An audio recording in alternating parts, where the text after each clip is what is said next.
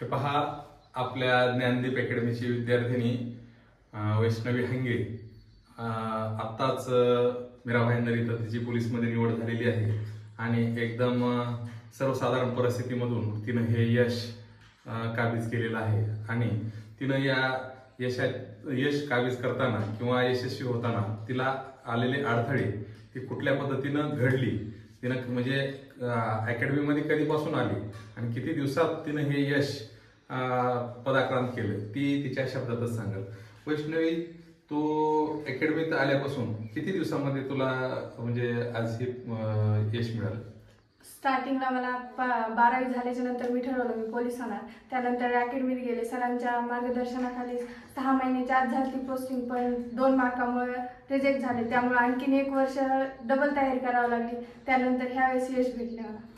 बरं, तुला मीरा भाईंदरला फिजिकलला किती मार्क्स होते? मला मीरा भाईंदरला फिजिकल 39 होते आणि लेखीला 65 आले. वाटले नव्हते रिझल्ट येईल, सरांनी पण हे केलं.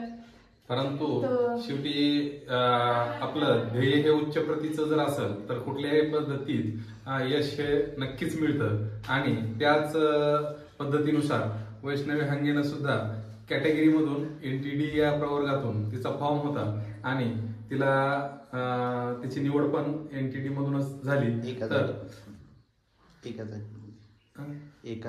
आणि तसं पाहायला गेलं तर मीरा भाईंदर इथं NTDची फक्त 1 जागा होती आणि त्या एका जागेवरच तिचा फॉर्म भरण्याची रिस्क पण आम्ही घेतली होती आणि एकाच जागेत तिनं तिचं यश हे मिळवलं. तर अभिनंदन तिचं. आणि सगळ्यात महत्वाची गोष्ट म्हणजे की आता जवळपास आपल्या ज्ञानदीप अकॅडमीचे एक 5 ते 6 रिझल्ट आलेले आहेत आणि आणखी जवळपास एक 25 ते 30 रिझल्ट लवकरच आपल्याला पाहायला मिळणार आहेत. तर वैष्णवीला पुढील भावी आयुष्यासाठी खूप खूप शुभेच्छा. जय हिंद, जय महाराष्ट्र.